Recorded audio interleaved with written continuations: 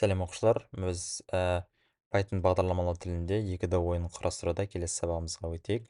Бұл артқы фон және ойын кейіпкерлері. Pygame-де артқы фонды жасау үшін де осында 2-3 бағанды беріп қойдым. 3 жол арқылы біз артқы фонды жасай аламыз.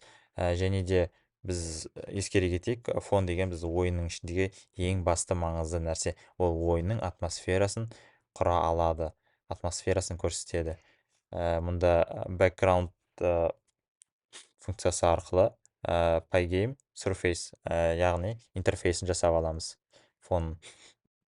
Және де ойын кейіпкерлерін құру үшін көрсетілген осы кодтарды жазу арқылы біз ойын кейіпкерлерін құра аламыз.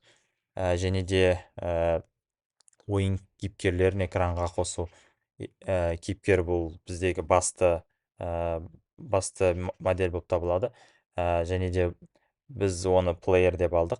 Және де сол плеер арқылы біз ойын кейіпкерін енгіземіз. Bleed және draw функцияларын пайдаланып, кейіпкерлерді және фонды экранда қалай көрсету керектігін осы жерде көрсетілген кодтардан қарай аламыз. Және де келесі сабақта жолыққанша сау болыңыздар.